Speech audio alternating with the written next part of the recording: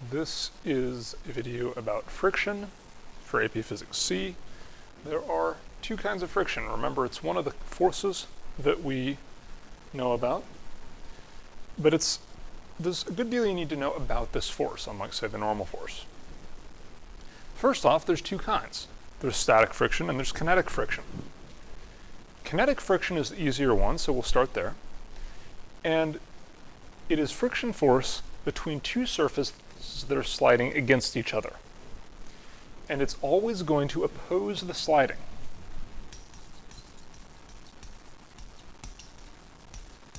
Notice that I said opposes the sliding, not opposes the motion. We'll see there are some cases where kinetic friction does not oppose the motion. The equation we have is Fk, the force of kinetic friction, equals mu k, which is the coefficient of kinetic friction, a term you should remember from last year, times the normal force, where the normal force is between the same two surfaces where the friction is. The result is that kinetic friction gets larger as the normal force increases. Coefficient of kinetic friction has no units and is normally less than 1. So here's an example. You're pushing a 20-kilogram box across the floor, and the coefficient of kinetic friction between the box and the floor is 0.28. How much force must you exert in order for the box to have constant velocity? Well, let's look at the free body diagram. You've got the weight of the box. You've got the normal force on the box from the floor. You've got the force that you exert on it. Don't say that out loud. And we've also got the friction force from the floor. Now, if the box has a constant velocity, that means that the acceleration is 0, and therefore that the net force is going to be 0, which tells us a couple things. First off, the normal force is equal to the weight of the box, mg.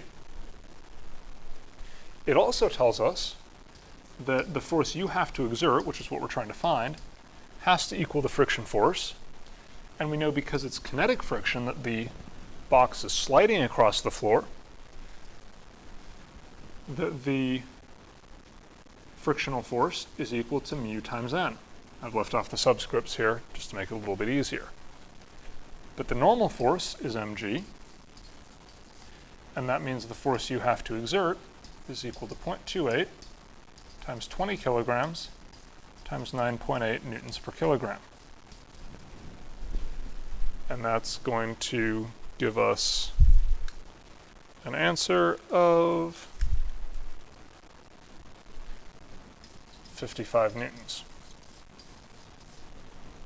Simple example, but you should get the idea.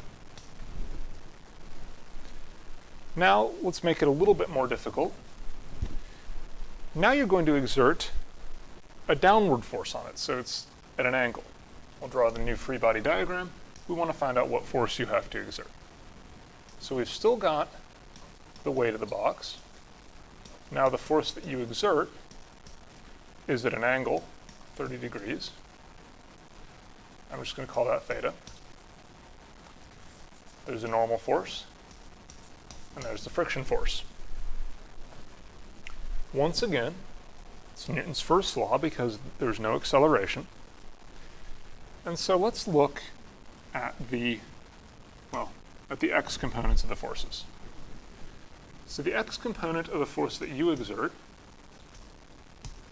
is multiplied by the cosine of theta because the x component is adjacent to that angle,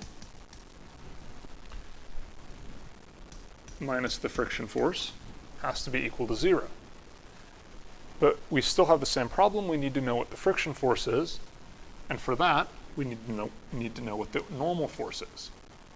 So friction force is once again equal to mu n, and now we sum the y components of the force to get the normal force. So the normal force points up, mg points downward, and there's also the vertical component of the force that you exert. And that's negative because it's also downwards, and all that equals 0. And so combining all these things together, we get your force times cosine theta minus mu times mg plus your force sine theta equals 0. And we've got to solve for this f, and since there are no more f's in the equation, and to avoid saying anything that sounds vulgar, I'm going to get rid of that subscript and just solve for f.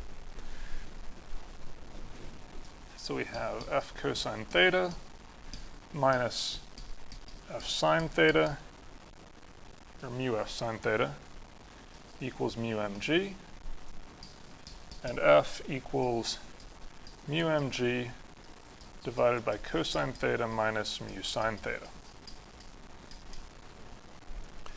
At this point we can plug in numbers,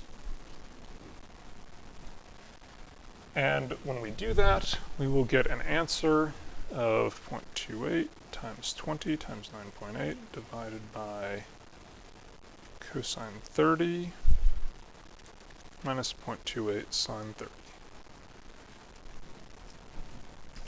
And now the force that we need to exert is 75.6 newtons instead of 55 newtons. So the amount of force we had to exert increased, because that kind of makes sense. There's two things happening. First off, not as much of the force is going into moving it sideways. Second, as you push down on it, you're increasing the normal force and therefore the friction force. If you're clever, you can show that at a particular angle, the force required to push it becomes infinite, and that above that angle, it doesn't matter how hard you push, it won't move. Something you can do on your own if you want to. Now that was kinetic friction. Kinetic friction is easy because it always has the same value. Static friction is more complicated. Static friction, you have a force between two surfaces that are not moving relative to each other, so there's no sliding going on, hence static. Example of a very important case where static friction acts is when a car is rolling down the road. So as the car rolls, the wheels are not sliding against the ground, and therefore the force that they exert on the ground and vice versa is static. Now here's the complicated thing about static friction. It doesn't always have the same value the way the kinetic friction does. It's not an equation for the force of static friction, but an inequality. This says that the force of static friction has to be smaller than mu s times n. Mu s is the coefficient of static friction. It's like the coefficient of kinetic friction, but it is usually a slightly larger number for a particular surface. So in other words, the static friction force will be whatever force is required to keep something from moving up to this certain value. If the friction force tries to exceed, the friction force cannot exceed this value. So if whatever force is opposing the friction exceeds that, then it's going to start moving.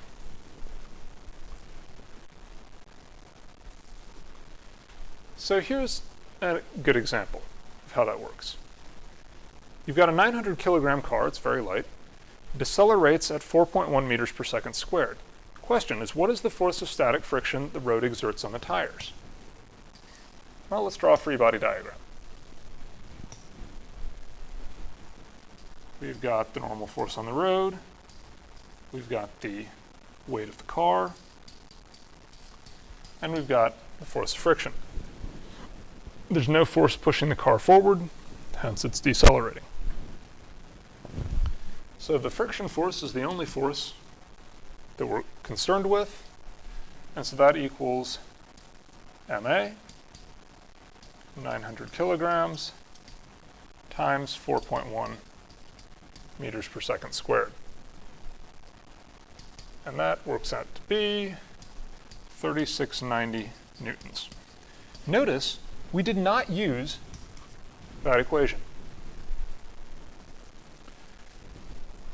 In fact, that equation is only useful in questions that ask for a maximum or a minimum.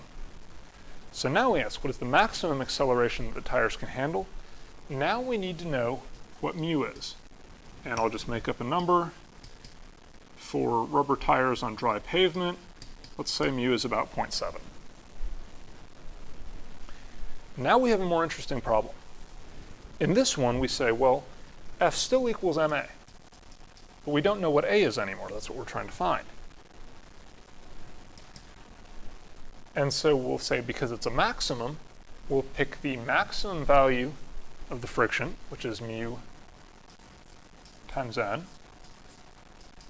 But in this case, the normal force is equal to the mass of the car times g. And so what we essentially have is ma equals mu mg, or A equals mu times g. Plug in the numbers, and we get 6.9 meters per second squared. So what that says is that right now the car is decelerating at 4.1 meters per second squared.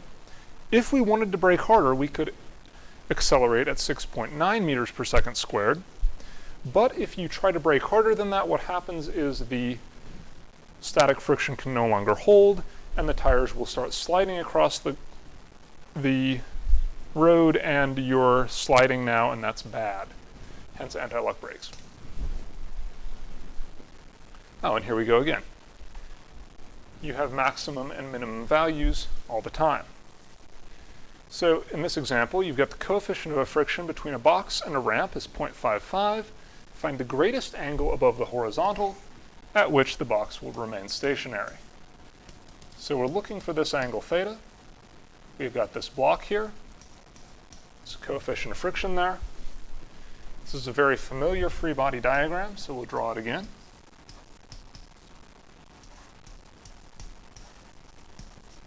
And we will pick our coordinate system, x and y. We'll point out that this angle is also theta. And we'll say, okay, y components of the forces, or let's look at x components because we're interested in the friction. The friction force points in the negative x direction.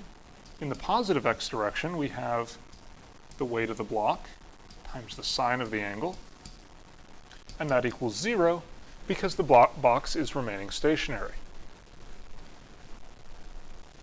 And then in the y direction, we have the normal force in the positive y direction, and in the negative y direction, we have the component of the weight that points perpendicular to the ramp. Those two together are 0, and we're trying to solve for theta. So the first thing we'll do is say, okay, F equals mg sine theta. Or, and then over here we have n equals mg cosine theta. We've got a whole ton of unknowns here, like m and f and n. And so we'll also need to say what we know about friction. Because it's a maximum case, the friction force is equal to mu n.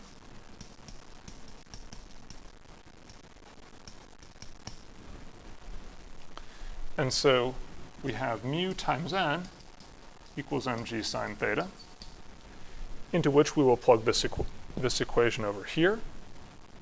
And we have mu mg cosine theta equals mg sine theta. And now a lot of very useful things happen.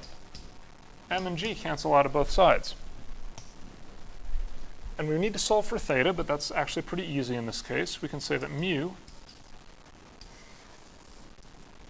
equals sine theta divided by cosine theta, but we have a name for that. It's tangent theta. And then we can say that theta equals the inverse tangent of mu. Plug in the numbers, and we find that the angle is about 29 degrees. As long as the angle is less than that, the box won't slide. If the angle is greater than that, the box will slide. Of course, Predicting its acceleration once it starts sliding would require knowing the coefficient of kinetic friction. Okay. And we're not going to do that problem. So for tomorrow, I will check questions 1 and 4 in chapter 6.